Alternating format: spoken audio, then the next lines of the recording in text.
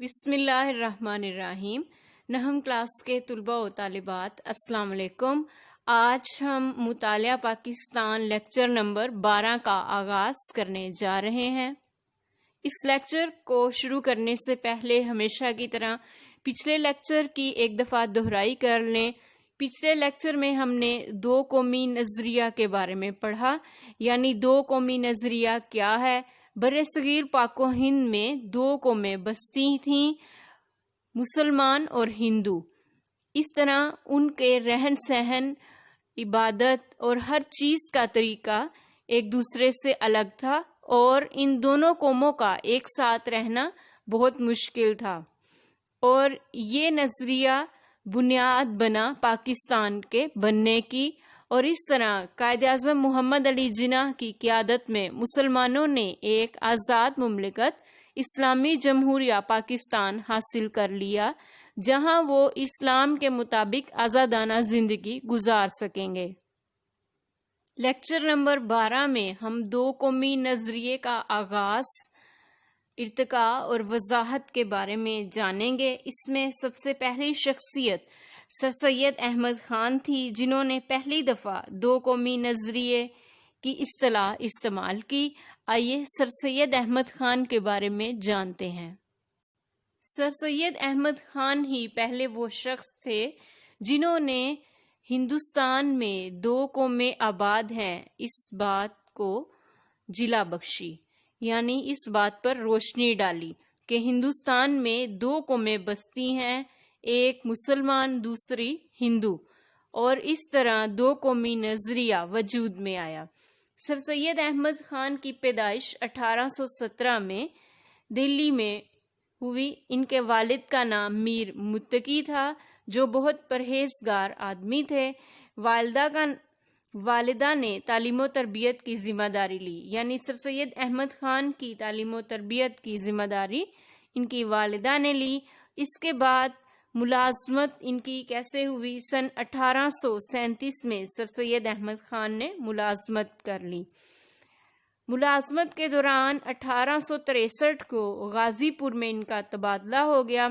غازی پور میں جا کر انہوں نے سائنٹیفک سوسائٹی قائم کی، اور انہوں نے سن 1861 میں انگریزی اسکول مراد آباد میں کھولا۔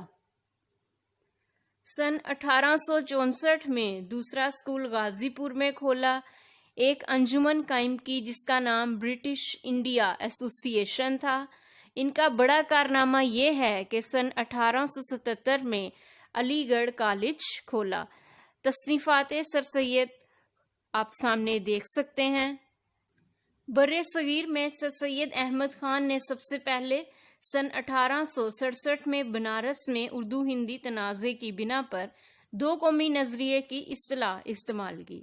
سر سید نے مسلمانوں کو ایک علیحدہ قوم کہا اور حکومت کو باور کرایا کہ برصغیر میں کم از کم دو قومیں آباد ہیں، ایک مسلمان اور دوسری ہندو قوم۔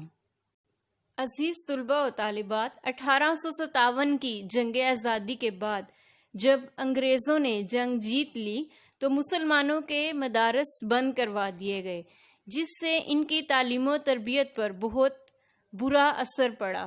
برصغیر پاک و ہند کے لوگوں پر پابندی لگا دی گئی کہ اگر یہ لوگ انگریزی زبان نہیں سیکھیں گے تو ان کو سرکاری ملازمتیں نہیں دی جائیں گی۔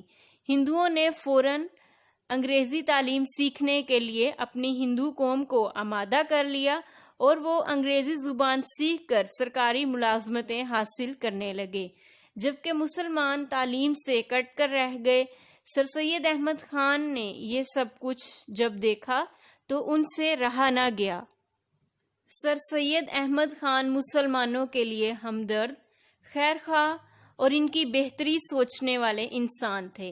ہندوستان میں مسلمانوں کا کیا معاملہ ہو جائے گا اگر انہوں نے جدید تعلیم حاصل نہ کی؟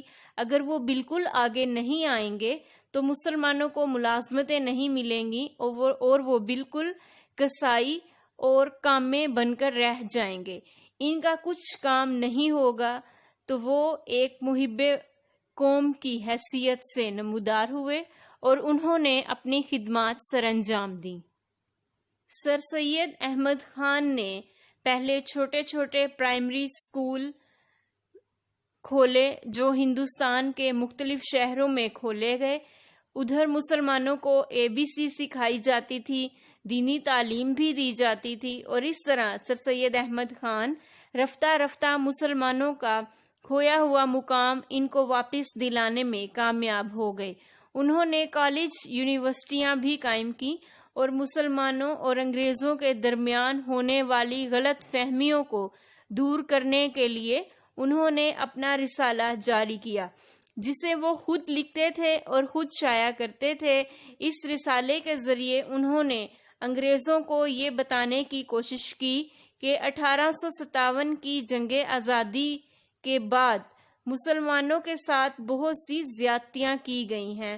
حالانکہ اس جنگ میں ہندوؤں نے بھی مسلمانوں کے ساتھ مل کر جنگ میں شرکت کی، لیکن انگریزوں نے اپنا سارا غصہ مسلمانوں پر نکالا اور ہندوؤں کو کوئی سزا نہ دی گئی.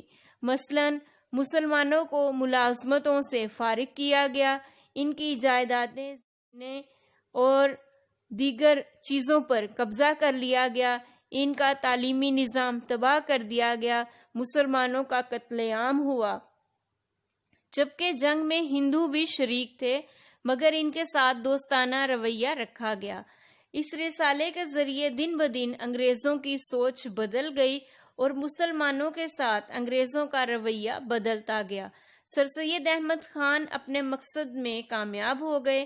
کہا جاتا ہے کہ 2 قومی نظریے کی بنیاد سر سید احمد خان نے رکھی، جسے بعد میں آنے والے مسلمانوں نے قائد اعظم محمد علی جناح کی زیر سرپرستی آگے بڑھایا اور پاکستان کا قیام عمل میں لا سکے. ڈاکٹر علامہ محمد اقبال نے مسلمانوں کے لیے الگ ریاست کا تصور پیش کرتے ہوئے کہا کہ مسلمان یہ برداشت نہیں کر سکتے کہ ان کے مذہبی، سیاسی اور معاشرتی حقوق چھین لیے جائیں. اس لیے انہوں نے اپنی یہ خواہش ظاہر کی کہ مسلمانوں کے لیے پنجاب سرحد اور سندھ اور بلوچستان کو ملا کر ایک ایسی ریاست بنا دی جائے جہاں مسلمان آزادی سے زندگی گزار سکیں. اس کے بعد چودھری رحمت علی آتے ہیں. چودھری رحمت علی وہ شخصیت ہیں جنہوں نے پاکستان کا نام تجویز کیا. انہوں نے جنوری 1933 میں انگلستان میں قیام کے دوران اپنے چند ساتھیوں کے ساتھ مل کر ایک چھوٹی سی کتاب چھاپی اور اس کتاب ناؤ اور نیور یعنی ابھی نہیں تو پھر کبھی نہیں.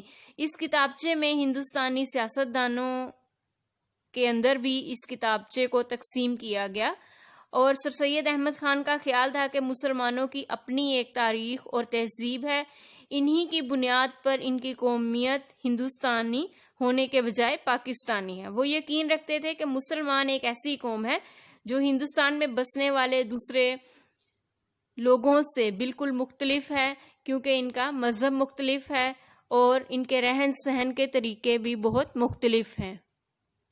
انہوں نے اپنی ایک کتاب چھاپی ناؤ اور نیور، جس میں یہ مضمون چھاپا گیا یعنی ابھی نہیں تو پھر کبھی نہیں. یعنی مسلمانوں کو اس بات کی طرف راغب کیا گیا کہ اگر پاکستان بنانے کے لیے ہم نے اب کوشش نہ کی تو پاکستان کبھی نہیں بنے گا. مسلمان وہ آزاد ریاست کبھی حاصل نہ کر سکیں گے جہاں وہ اسلام کے مطابق اپنی زندگی گزار سکیں. قائد اعظم محمد علی جناح بھی 2 قومی نظریے کے زبردست حامی تھے اور وہ ہر لحاظ سے مسلمانوں کو الگ قوم کہتے رہے اور انہوں نے فرمایا قومیت کی جو بھی تعریف کی جائے مسلمان اس تعریف کی روح سے الگ قوم ہیں، وہ اس بات کا حق رکھتے ہیں کہ اپنی الگ مملکت قائم کریں. یعنی اگر مسلمان الگ قوم ہیں اپنے مذہب کے بنیاد پر تو وہ الگ ملک کا حق رکھتے ہیں. قرارداد لاہور 23 مارچ 1940 کو پیش کی گئی اور اس قرارداد لاہور کو بعد میں قرارداد پاکستان کا نام دیا گیا. اس کی صدارت حضرت قائد اعظم محمد علی جناح نے کی. انہوں نے صدارت کرتے ہوئے جب اپنا خطبہ پیش کیا تو انہوں نے فرمایا ہندو اور مسلمان 2 علیحدہ مذاہب سے تعلق رکھتے ہیں جو بالکل مختلف عقائد پر قائم ہیں، مختلف نظریات کی عکاسی کرتے ہیں۔ دونوں اقوام کے ہیروز، رزمیہ، کہانیاں اور واقعات ایک دوسرے سے مختلف ہیں، لہٰذا دونوں قوموں کو ایک لڑی میں پرونے کا مقصد برصغیر کی تباہی ہے، کیونکہ یہ برابری کی سطح پر نہیں بلکہ اقلیت اور اکثریت کے روپ میں موجود ہے۔ برطانوی حکومت کے لیے بہتر ہوگا کہ ان دونوں قوموں کے مفادات کو مد نظر رکھتے ہوئے برصغیر کی تقسیم کا اعلان کرے، جو کہ تاریخ اور مذہبی لحاظ سے ایک صحیح قدم ہو۔ قائد اعظم محمد علی جناح بھی دو قومی نظریے کو مانتے تھے اور انہوں نے اپنے دلائل سے یہ ثابت کیا کہ مسلمان اور ہندو دونوں الگ قومیں ہیں۔ یہ دونوں ایک دوسرے کے ساتھ تو بیٹھتے ہیں، ایک دوسرے سے ہاتھ بھی ملاتے ہیں، لیکن بعد میں گھر جا کر یہ نہاتے ہیں۔ یہ دونوں لوگ یعنی مسلمان اور ہندو آپس میں شادیاں نہیں کرتے، ان کے مذہبی فرائض بالکل الگ ہیں، ان کی اقوام کی ہیروز یعنی ہیرو ان کے الگ ہیں، ان کی جنگی داستانیں ایک دوسرے سے الگ ہیں، اور ان دونوں اقوام کو ایک ساتھ رکھنا ایک بے وقوفی ہوگی۔ اس لیے انہوں نے اپنے دلائل سے برطانوی حکومت کو اس بات پر قائل کر لیا کہ مسلمانوں کے لیے ایک الگ ریاست پاکستان ہی بننا ضروری ہے، اور اس طرح بہت سے مسلمانوں نے اپنی جان کی قربانی دے کر پاکستان کو حاصل کیا۔ اللہ تعالی ہمارے اس ملک کو ہمیشہ قائم و دائم رکھے، آمین۔ عزیز طلباء و طالبات، آج کے اس لیکچر میں ہم نے دو قومی نظریے کی اصطلاح سب سے پہلے سر سید احمد خان نے استعمال کی، یہ جانا، اور اس کے بعد چودھری رحمت علی کے کتابچے اور علامہ اقبال اور قائد اعظم محمد علی جناح کے دو قومی نظریے کے بارے میں کیا نظریات تھے اس کے بارے میں ہم نے تفصیل سے پڑھا۔ امید ہے آپ کو اس لیکچر کی سمجھ آ گئی ہوگی۔ اس لیکچر کو سمجھنے کے لیے بار بار دیکھیں اور دوسرے طلباء و طالبات کے ساتھ اس کو شیئر کریں۔ اگر ہماری کوشش آپ کو مفید لگی تو بہت شکریہ۔ اپنا خیال رکھیں۔ اللہ حافظ۔